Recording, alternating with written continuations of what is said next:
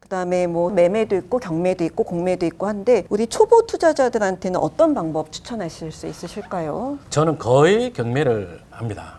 왜 경매를 하시나요? 공매는 이제 나온 사유가 보면 은행에서 담보대출 받고 그 빚을 안 갚은 것보다는 세금 체납에 의한 것들이 많아요. 거꾸로 말하면 은행에서 근저당도 안 받아준 땅들이에요. 짜투리 땅이 너무 많은 거예요. 그래서 공매 물건이 좋은 경우는 이제 그 짜투리 땅을 활용해서 또는 꼭 필요한 상대방에게 매각하는 전략을 한다. 그러면 좋고 네. 이제 땅값 그 자체가 올라가는 것을 바라보고 산다면 경매 쪽이 훨씬 확률이 높죠. 공매가 나쁘다는 뜻은 아니고 네. 이제 시청자 여러분들이 토지 투자 수준이 좀 초보 수준이라고 했을 때 네. 공매에서는 돈 되는 사례를 찾아내기가 확률적으로 많지 않으니까. 맞다는 거고요. 예, 예. 공매는 이제 그 상황상 뭐 이 땅 주인이 누가 필요하다. 도로인 줄 알았는데 남의 집에 뭐 진입로라든지 이런 거 있죠. 그런 것들은 돈이 되죠. 근데 그건 땅값이 올라가는 게 아니지 않습니까? 그죠? 그렇겠습니다. 예. 네. 그래서 그거는 이제 기초적인 공부를 한 그 다음에 다음 선수반 때 하는 거. 매매는 어떨까요? 우리 초보자들 하기는 조금 초보자들은 매매가 낫죠. 네. 투자금이 많이 든다는 단점이 있지만 대출이라든지 아무래도 초기 매입가라든지 이런 건 없지만 네. 중개사 분이 계시기 때문에 아무래도 큰 실수할 것을 한 번씩 잡아줄 수가 있죠. 토지 투자할 때 대출은 어떻게 좀 잘 나오는 편인가요? 그것도 많이 궁금해하세요. 대출은 뭐 시세에 준하게 산다, 과거 거래 사례를 맞춰서 산다 이랬을 때는 한 50% 정도가 되고요. 지금은 엄청 많이 되는 것도 있어요. 최근에 계약하려고 준비하고 있는 땅이 하나 있는데 일반 매매인데 80%가 되는 거예요. 호재도 되게 많은 지역입니다. 예. 궁금하시겠다. 어딘가요? 살짝 초성이라도. 예, 예. 네. 경기도입니다. 경기도 거기까지. 네. 경기 남부입니다. 남부, 근데 네. 깜짝 놀랐어요, 저도. 이게 대출이 많이 나오겠다는 생각했어요. 호재가 많으면 보통 시세나 공시지가에 대비했을 때 굉장히 거래가가 높단 말이에요. 그렇게 형성이 되는데 지금 이제 경기가 안 좋잖아요. 네. 일시적으로. 그러니까 네. 오히려 금액이 어떻게 비싸지 이런 생각이 네. 들었어요. 이런 아니 또, 호재가 하나도 없는 지역도 예. 그렇습니다. 또 이럴 때가 기회가 될 수 있겠네요. 예, 네. 근데 뭐 대출은 좀 케바케가 많으니까. 케바케 질리의 케바케입니다, 진짜. 예, 네. 예.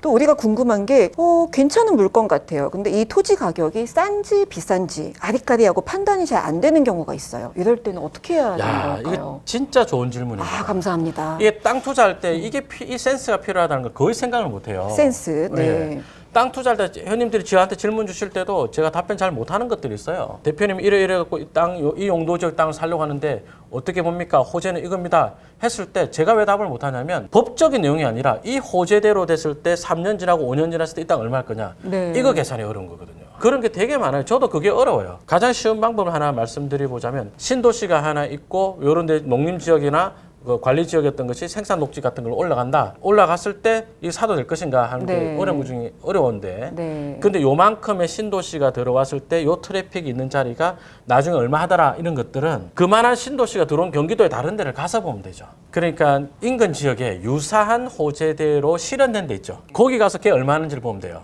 참고. 네. 예, 그러면 시간을 감으면 내 요까지 가기 몇 년 남았다 이게 남아 있잖아요. 대충 이제 시뮬레이션 해보는 거네요. 그렇죠. 네. 뭐 산업단지가 하나 들어온다, 신도시가 들어온다, 고속도로 개통한다, 철도가 개통한다, 뭐 여러 가지가 있지 않습니까? 네. 그런 호재들이 수도권에 이게 처음이다 그런 게 어디 있어요?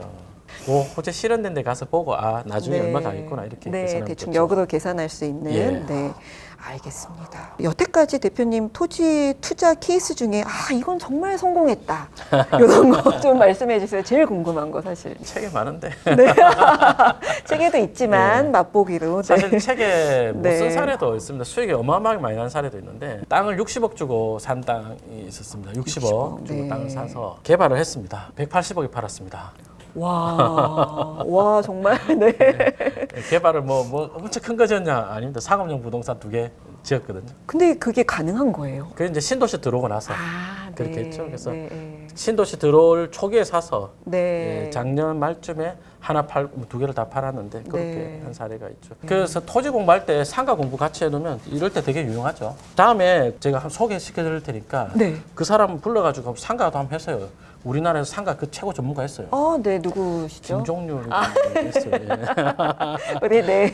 유통회사 전포개발 네, 출신. 부캐로 한번 하겠습니다. 뭐 책에 못 네. 실었다는 그 사례는 너무 네. 사이즈가 커가지고 제가 제 책 읽고 다 그런 거 기대하고 올까봐 너무 넘사벽인데요. 그런 이거는. 것도 네. 있고 뭐 가장 잘한 걸 이야기하라서 해. 네.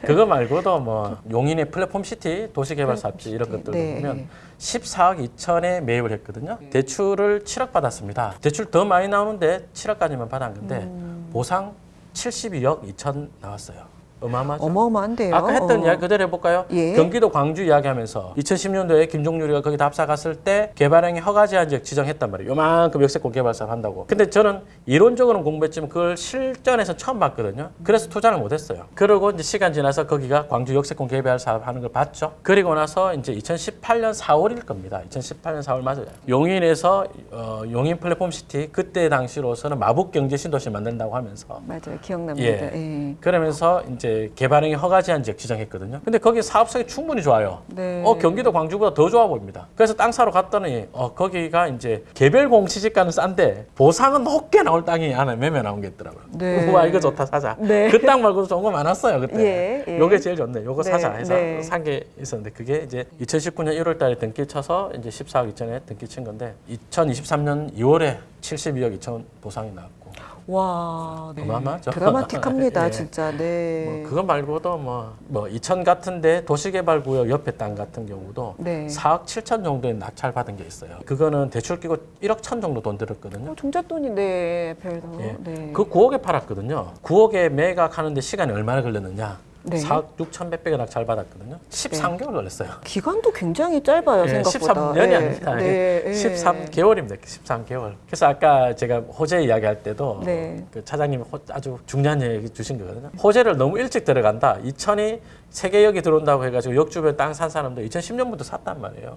이게 유튜브에서 이런 말, 방송에서 이런 말 하면 안 되겠지만 2000 가봐요. 부발역을 부발이라 안 부른다니까 동네 사람들은. 뭐라고 그러나요? 2010년도에 땅 산 사람은 부발을 안 하고 발이라 부른다니까요.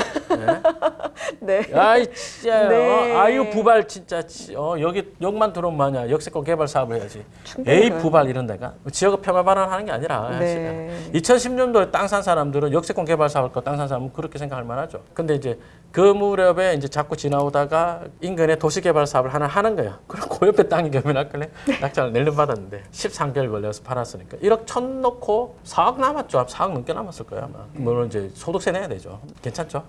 아주 훌륭합니다. 네. 이게 바로 토지 투자의 매력이 아닐까 싶습니다. 예. 네. 제일 중요한 질문 같아요. 유망 지역 몇 곳 좀 찍어주세요.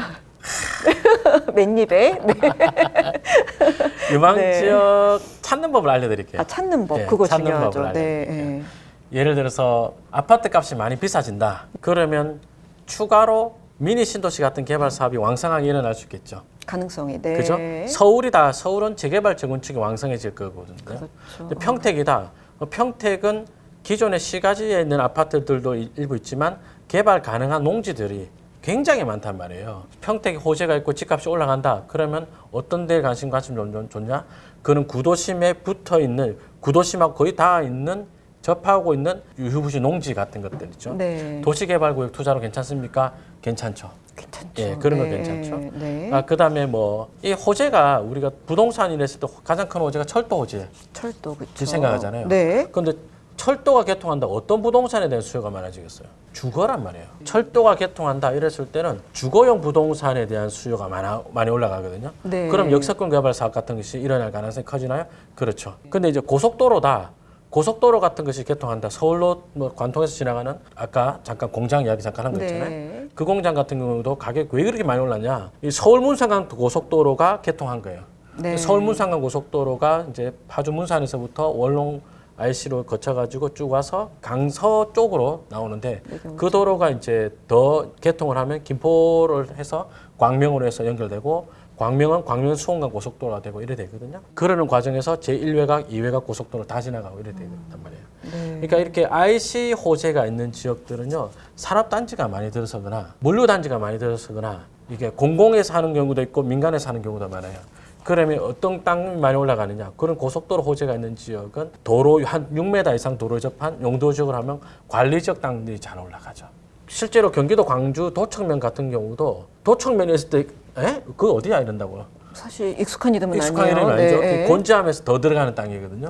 네. 그 동네도 제2외곽 고속도로 도착 IC 개통하니까 공장이 엄청 많이 생기는 거예요, 물류가. 그 지도를 딱 펴놓고 생각하면 수도권이다. 그럼 남양주만 보더라도 남양주는 진접 2 있죠, 왕숙 1, 2 있죠, 양정 역세권 개발 사업 있죠. 없어지는 개발 제한구역 안에 공장들 엄청 많거든요. 네. 이 수요가 어디로 가겠어요? 근데 그 주변에 도로 좋아진데 생각해 보면 수동면 있죠, 화도업 있죠. 네. 참고로 여기 내 땅 하나도 없습니다. 아예.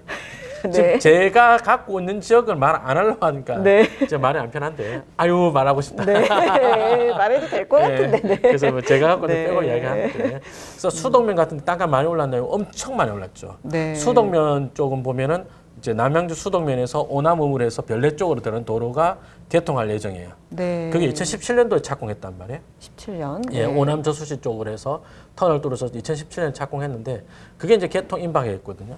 그다음에 수동면으로 한다. 또 아까 제2외곽 고속도로 그게 화도 수동면 그래가지고 저기 포천의 그 서울 IC 쪽으로 서울 분기점으로 이렇게 연결돼서 쭉 제2외곽 고속도로 되는 도로거든요. 네. 그러니까 이런 것들이 이제 개통 임박하니까 이제 막 창고 공장들이 엄청 많은 거거든요. 호재별로 어떤 건축물에 대한 수요가 많아지고 네. 그 건축물을 지을 수 있는 땅을 한 박자 앞에 산다. 예, 이러면 투자가 길어질 일이 없죠. 한 박자 앞에 명심해. 예. 2박자, 3박자 안 되고 한 박자. 예, 그렇죠. 네. 딱 한 박자. 한 박자. 알겠습니다. 대표님 오늘 시간 내주셔서 감사합니다. 공부 많이 됐고 또 다음에 또 모시겠습니다. 또 뵙겠습니다. 감사합니다. 고맙습니다. 네.